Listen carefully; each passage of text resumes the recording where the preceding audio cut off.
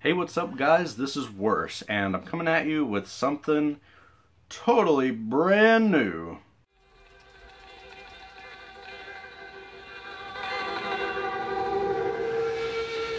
First of all, graphic design is what I plan to make this series largely based on.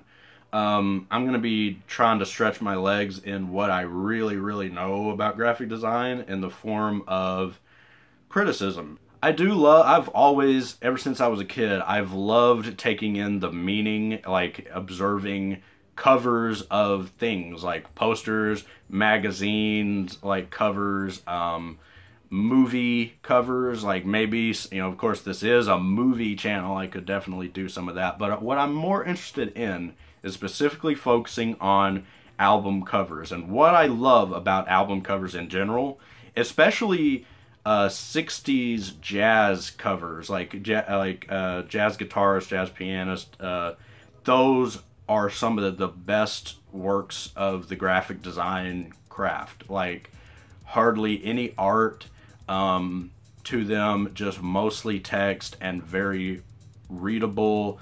You could point it out in a crowd, in other words. Like, I love 60s jazz album covers. And what I love about album covers a lot of the times is they capture a era very well. Most of the time you can tell, probably not the exact year, but definitely like the exact era that they came from, like 60s, 70s, definitely 80s, 90s. It's like a little time capsule in a way. This has been something I've wanted to do ever since 2011-ish, when I started the channel.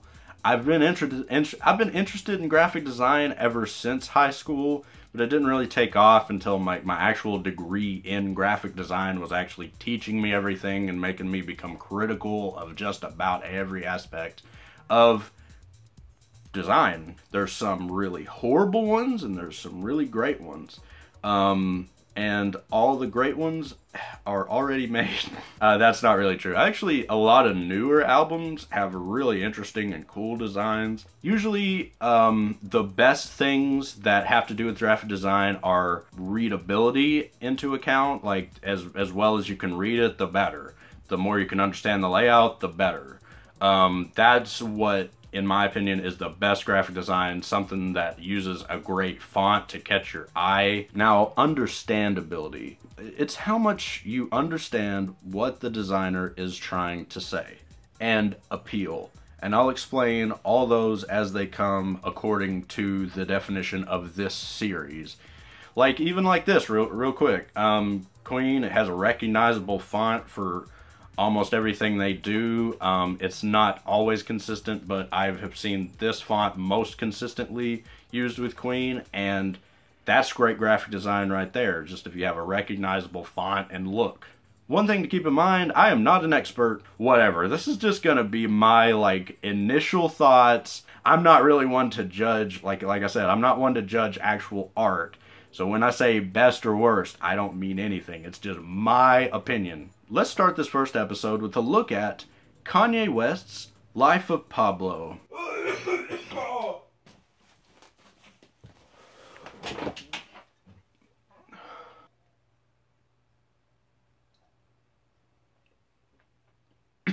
I think we need to censor that, first of all. I don't know if I want any of that. The freaking pictures over the text. Please stop. Okay. That other one, okay, that's a little better. Not really. Have we not evolved past the basic default fonts on our computers yet? Recently, I started listening to Drake.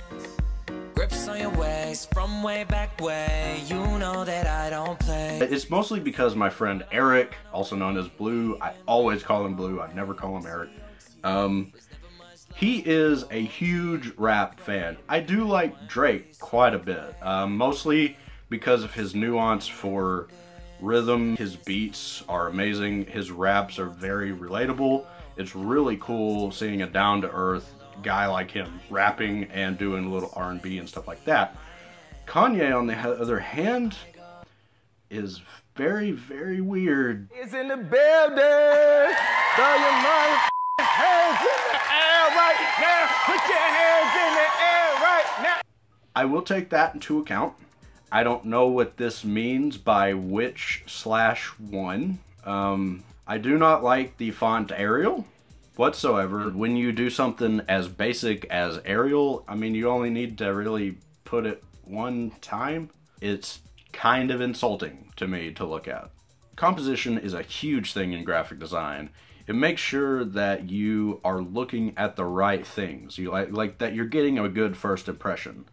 So when you see Life of Pablo, where do your eyes go?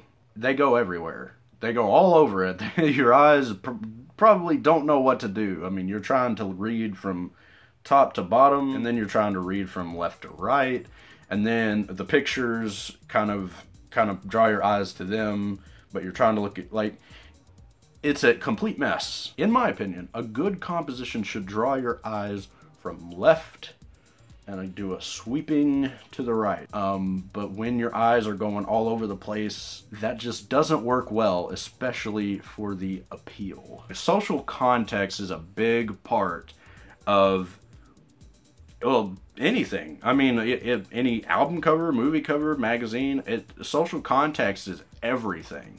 That goes for film and music, but really the concrete art is what I want to deal with. You could argue that the text represents repetition in music or repetition of celebrity status. That is especially true when it comes to Kanye and especially Kim Kardashian, my word. And repetition of our culture, but that doesn't change that it looks cheap. This album's cover reminds me of My Beautiful Dark Twisted Fantasy, also by Kanye, of course. That's another cover that kind of makes you go, like, what? In fact, it did have to be banned, and then they replaced it with this other one. I give it points. It makes you do a double take. It makes you wonder, what the heck is this? And for one, the overall color scheme, with it being this horrific shade of orange. I don't like the orange. I especially don't like the black lettering against the orange in this fashion. It's a strange choice. This is not appealing to my eye whatsoever, and it's just very unpleasant to look at. I will give it points for readability. What it says on the cover, it's really clear. It's over and over. So I mean, if you don't see it, then I don't know what to tell you. As for the appeal, I simply do not understand where it's coming from. I mean, the woman's butt is supposed to appeal to man's carnal nature, I guess. There's always, like, sex in some way throughout media or commercials, ads, or if it's trying to get you to buy something. You could argue that Kanye is mocking that part of our culture. Apparently the information I read on this album, it's said to sound more like an unfinished, raw, messy album that just kind of goes in every different direction. And honestly, if that's true, points to the cover for looking raw, messy, and unfinished. But to me, honestly, the look of that just translates into cheap. And that's still not good. It does not get any points for that. But, like I said, with readability, I will give it 1/2 point. But readability is the easiest thing to do. And this just fails on even the level of leading and spacing. I guess the leading is okay. The leading being the vertical relation of your lines to your text, like so your text doesn't smash or run together or overlap or anything like that. I mean, the leading is okay technically, but the spacing is just over here, and then it's over here, and then it's over here, and this is just a garbled mess. So based on the cover alone, without any input about how the music is or what the actual album is supposed to be like, I guess I'll just give this a 0.5 out of 5. Made by someone who knew nothing about graphic design. I mean, I mean, maybe they don't know anything about even how to, because I can go and paint right now and pick a random stock image and pick a font, and I mean, anything is better than this. Well, anyway, guys, thank you very much for watching this first episode of Worst Covers. I plan on doing some more covers, more albums in the future, so at any rate, guys, have an awesome week, and I'll see you guys. Yeezy, Yeezy, Yeezy, just jumped over, jumping. Yeezy, Yeezy, Yeezy, I feel so accomplished.